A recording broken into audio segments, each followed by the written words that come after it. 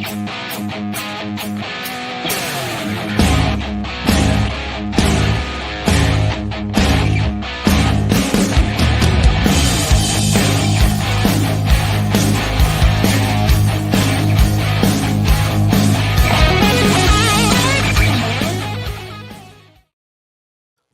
into the Solo Shot Sports Podcast. I'm your host, Dom Manna. Happy Solo Shot Saturday, everyone. From the ETV Community Media Center, where a mere 4 days from today, we will be having our second annual Great Give Telethon to raise funds here for public access and for our Community Media Center to be able to have a Bose PA system so we can have singer-songwriter events like this telethon series we've done year-round, open mic nights, weekend bands during the summer, all those great things. So I will leave a link to where you can support ETV during the Great Give on Wednesday, May 1st at 8 a.m. through Thursday, May 2nd at 8 p.m. Please consider, and I appreciate you guys that donate and consider, especially. The Astros, though, are something that are almost not being considered, and I didn't pick them to win the division this year. I actually picked the Rangers to go and win the division, but I didn't think the Astros would be this bad, and I don't think anyone thought they would be this bad so far. They are currently in last place. They have 7 wins. And while Jose Altuve is looking like MVP form, leading the American League in hits and is top 5 in a lot of hitting categories, the rest of the Astros team, especially the pitching staff, has been underwhelming. Ryan Presley and Josh Hader, which was supposed to be the most dominant back-end bullpen in baseball, has not been lights out every single time out there. They have their top 2 starters right now, Christian Javier and Framber Valdez, both on the injured list. And outside of Altuve, a lot of the regulars aren't quite there yet in terms of hitting. Tucker's had some streaks. Jordan's hit some bombs. Bregman's had some good games, but putting it all together consistently outside of Altuve has been a challenge. Guys like Jeremy Pena and Chas McCormick, who were very good the last couple of years, have not done much at all this year. And Yanier Diaz, I think, has been absolutely great as the lead catcher now, not having to sit behind Martin Maldonado. The kid can flat out hit. So I'm labeling the Astros as the Houston Asterisk right now because I think as Verlander is now back and healthy, when they get Valdez and Javier back, as the hitters kind of get conditioned and are ready for the season, this Houston team will not be in last place behind the Angels, especially, but even teams like the Mariners and the Athletics. But Houston, there might be a problem, and it's something to monitor for sure because we haven't seen them be this bad. We haven't seen them blow this many leads in a very long time. And Jose Altuve is doing great, but the rest of the team so far has been a little bit of a disaster. I don't love to pat myself on the back, but Shota Imanaga has been filthy. And I can even say that I wasn't expecting him to have an ERA under 1 at this point in the season, but the stuff plays, and that's all I was banking on. Shota Imanaga has just been absolutely filthy, and it's not shocking that hitters are having trouble adjusting to his pitch mix. And I talked about it with DJ, friend of the show, when he was on a couple weeks ago, that the movement is really what throws hitters off nowadays. Velocity is great, and you see guys like Mason Miller that have true elite velocity blow hitters away.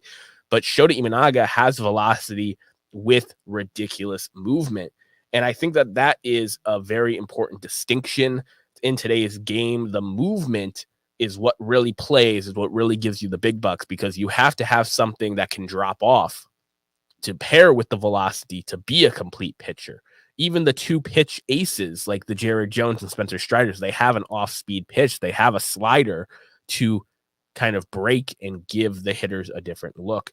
Now, when you look at Shota Imanaga's baseball savant page, he is very much in the red.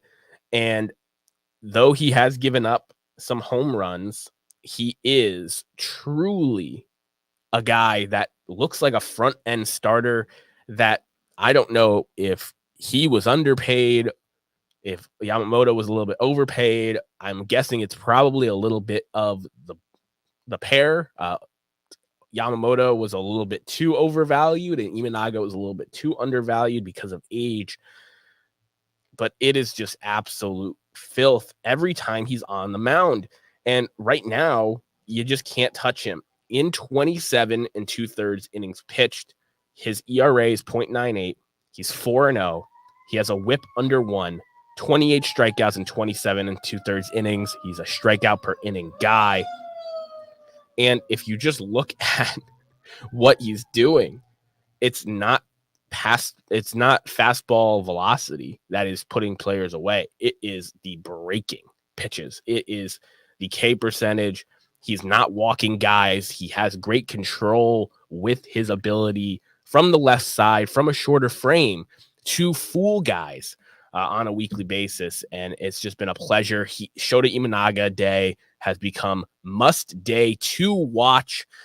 And I hope that he's able to keep it up. He's not going to finish the season with an ERA under 1, but I do like my pick for him as Rookie of the Year. I think he's going to get votes in that category. I think he's going to be an all-star, and I think he's going to really be looked at as a serious value when it comes to the contract that he signed this offseason with the Cubs. It was lower than I thought it was going to be. I thought he was $100 million arm, and he didn't even get $100 million. But a guy who got a lot more than $100 million. He got 7 times as much, actually. And that is the unicorn himself, Shohei Ohtani, who has been on an absolute tear. He is tops in the majors in doubles and batting average. He's right up there in the National League for home runs and RBIs. And there's been some talk about Shohei Ohtani as a true full-time DH, hitting every single day, winning an MVP.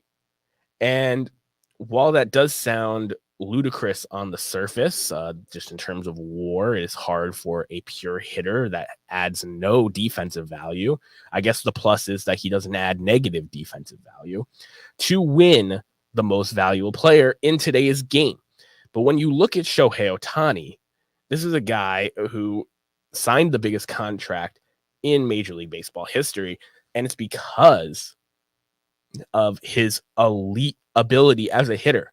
If he's able to be a two-way player, that's where the $700 million really kicks in. But as a hitter, he is a $400 to $500 million bat in the middle of your lineup. 354, 7 home runs, 40 hits, and 113 at-bats. He's killing it. And despite the scandal that came upon his longtime friend and translator, Ipe, he's got 1.7 WAR already this season as a guy that doesn't play the field. Now, does Shohei have the opportunity to be an 8 to 10 win player like he does when he pitches? Probably not. But if Shohei Ohtani is close to the damn Triple Crown and has a WAR of like 5 or 6, he could definitely garner some MVP consideration. And I know there's been some years in the past where DHs like Frank Thomas or David Ortiz have garnered MVP support but not won the award. If Shohei Ohtani is able to win the MVP as a pure designated hitter, no pitching, no fielding, it will be historic for the writers, for the award, and just another feather in the cap of the legend of Shohei Ohtani, a guy that I truly don't think we talk about enough. And that is crazy to say. He's got $700 million. He's playing for the damn Dodgers. He is doing things we've never seen before. And I feel like he still doesn't get enough credit. This is a guy who in his first 7 major league seasons has accumulated over 35 WAR and is truly an amazing, amazing player on both sides of the ball. And right now, people are talking about him gaining MVP status as a pure hitter. He's going to be throwing again in 2025. And that's when it goes back to the category of who can beat out Shohei Ohtani for the MVP award. Because while he's in his prime, it is going to be absolutely an uphill battle for any guy who wants to try and beat a healthy Shohei Ohtani pitching and hitting. So if you haven't already, tune into some Dodgers broadcasts, watch the damn guy hit, and you will not regret it. He is a future Hall of Famer. He is a baseball legend. He is the player playing today that you are most likely to be able to tell your kids and the future generation of baseball fans that I got to watch Shohei Ohtani play. He is that guy. There's Hall of Famers that are active right now, like Mike Trout and Justin Verlander and Clayton Kershaw. But Shohei Ohtani is that generational guy, that Ken Griffey Jr., that Ted Williams, that Babe Ruth, that Willie Mays, that you're going to tell your kids, Barry Bonds, that you're going to tell your kids, I got to watch Shohei Ohtani play. So don't just tell them that. Actually watch the man play. Go out when the Dodgers are in town at your local team. See him in person. He's going to be hitting almost every single day because he doesn't have to worry about rest with pitching. Go and watch him on your TV screens and tune into a radio broadcast every now and then. The Dodgers have a great radio team, and he is truly can't miss. And he's batting in between 2 Hall of Famers, Mookie Betts and Freddie Freeman. That 3 guys in a row in that lineup, despite their current record, is must-see baseball.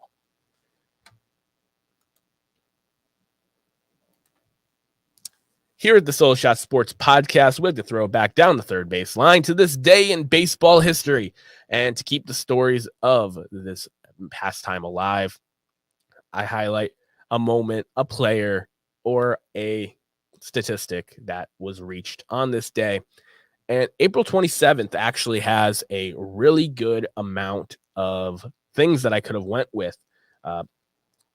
Slaughter was born on this day as a Tar Heel, my good friend Jake would say, in North Carolina. Hall of Famer. Mel Ott, very overlooked Hall of Famer, made his major league debut at 17 years old on this date. There were plenty of amazing just moments. Hank Aaron being the third man to cross the 600 home run plateau. Barry Bonds hit his 300th career home run on this date.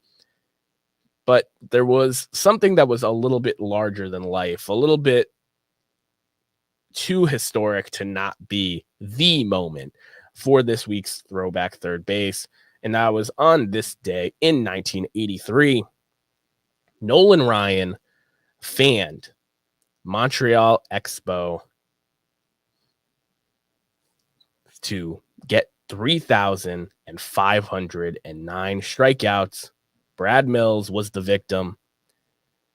And that 3,509th strikeout passed Walter Johnson for the all-time record for strikeouts. Now, Nolan Ryan actually struck out Mills with his curveball, which I think is one of the most underrated pitches in history, because Nolan Ryan was known as the Ryan Express, as a true flamethrower pitcher. That fastball is what got him paid. That fastball is what made the legend. But like I said, it's about the movement. And that was even true back then. You needed to have a secondary pitch, even if you were a fastball first guy. And Nolan Ryan's curveball was able to get a lot of big outs, including this one.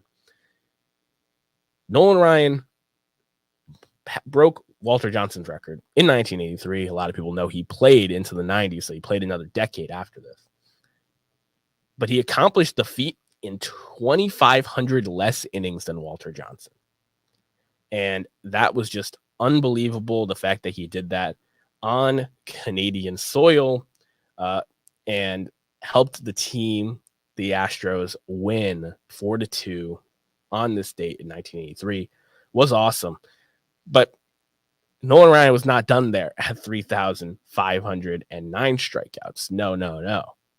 He went on to be the first pitcher to 4,000 and to 5,000 career strikeouts, ending his career with a whopping untouchable 5,714 career strikeouts in 27 years that arm pitched. We're talking now about injuries across the league. There's tons of pitchers that have been moved to the IL, tons of pitchers that started the year on the IL, ton of them that will not be pitching in 2024 because of injuries that they suffered in 2023. But Nolan Ryan was truly a man possessed when he joined the California Angels and really came into his own as a pitcher with having control. 329, 383, 367 strikeouts. Has a little bit of a banged up year. Then 327, 341, 260, 223, all leading the league. And then he had a gap where he was around 200 strikeouts a year. Still good, but not league tops. And back in 1987, 270, 228, 301, and 232, 4 straight years to lead the league in strikeouts after doing it already 8 other times in his career. Just an absolute menace, a guy who, despite his strikeout fame, never won a Cy Young Award, partially due to the fact that his runs and other numbers that you look at, wins and runs, were not typically league tops. He had a few 20-win seasons, but was usually more of about a 500 pitcher most years, with an ERA in the 3s. But stunning enough, I think that people act like Nolan Ryan had a 3.8 career ERA because he pitched forever and he wasn't an ERA pitcher. He gave up a lot of home runs. But he had a 3.19 career ERA. Very respectable. Very respectable. It's not an ERA that wows you, but in the context of the amount of innings that he threw in 27 years, 5,386 to be exact, that is just really impressive. I don't think there's many pitchers that you could have throw that many innings and have an ERA in the low 3s. And it is truly amazing that we had Nolan Ryan pitching in this century. There's so many people that got to watch him pitch, and there's so much footage of him pitching available for people like me that were not yet with us when he was in his prime. But Nolan Ryan, on this date in 1983, passed Walter Johnson for the all-time leader in strikeouts, and he was far from done. He threw another 2,200, which that is more than some guys in the Hall of Fame have thrown in their career. Absolutely unbelievable. Nolan Ryan, truly one of the greatest pitchers to ever play the game. Now, if you couldn't tell by my voice, it's baseball weather. There is pollen everywhere, and I've been suffering through it. It is truly beautiful that you get to walk outside comfortably without legit heavy jackets anymore. And baseball is no longer crisp anymore. You're having nice day games with good weather. Enjoy it. Whether you go out to a ballpark, like I always try to suggest to people, and attend a game, going out and just enjoying a walk on a trail or at a park with your significant other, your kids, or even by yourself. Just enjoy this weather because it is truly great to get some sun, to enjoy the weather, even if you got pollen allergies like me. Take a Zyrtec, get out there, and enjoy the weather. That's what I'm going to do after this podcast wraps, and I strongly encourage all of you to do the same. We're going to have a ton of great baseball Uh, a ton of great baseball games throughout this entire week, and we're wrapping up the month of April already. It has flown by. Truly appreciate those of you that been here in the chat, Ziggy, Hugo, Scott, everyone else. Thank you for making this part of your Saturday. Won't hold you up as long this week. My voice is very, very strained, but I do appreciate you guys tuning in, and I will see you guys next Solo Shot Saturday. Have a good one.